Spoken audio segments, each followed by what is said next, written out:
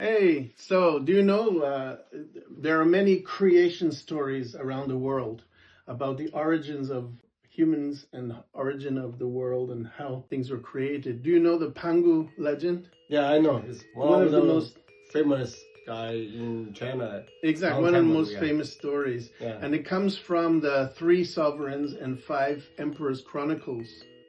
You know Yes. in Chinese what is that? Yeah, we saw the 三皇五帝 And this one is called 传说 legend. 传奇. Yeah. Yeah. So all the ancient legends are based on truth, but they get lost in translation and then with the time with interpretation. Yes, exactly. So we have these words like chaos.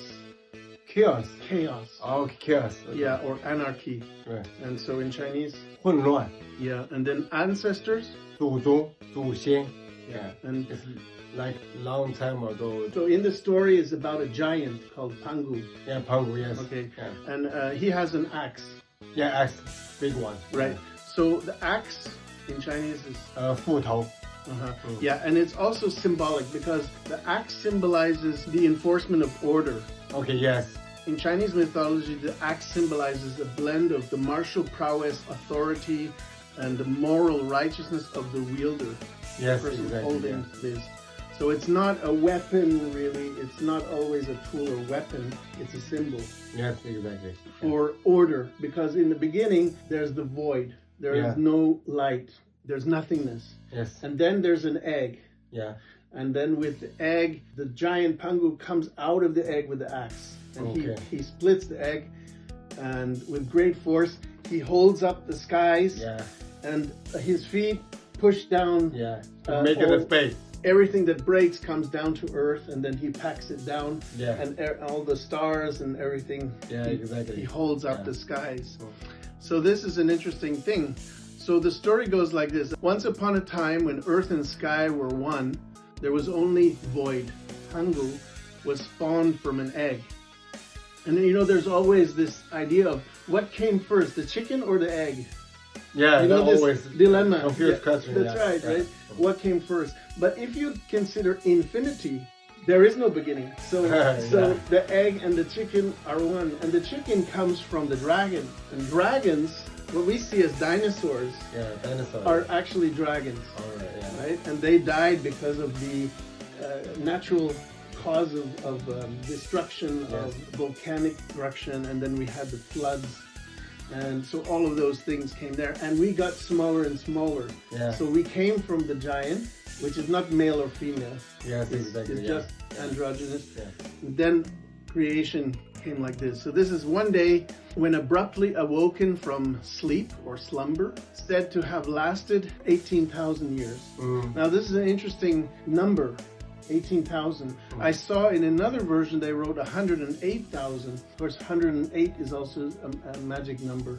But 18,000 makes sense in a cycle. Pangu opened its eyes only to find that there was a blur and indiscernible.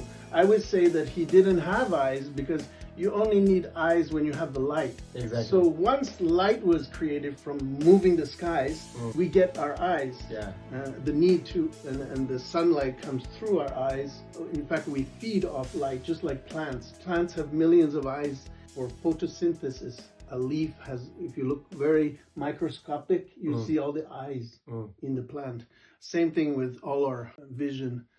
So, but because our eyes are round, we see everything in 3D, three-dimensional. Yes. So we have this limitation here. The story goes that in a fit of rage, Pangu seized the axe, swung it with great exertion, and a bang split the egg in which he had lain. And a bright, pristine light ascended and formed the heavens, young. And the dense, murky particles descended.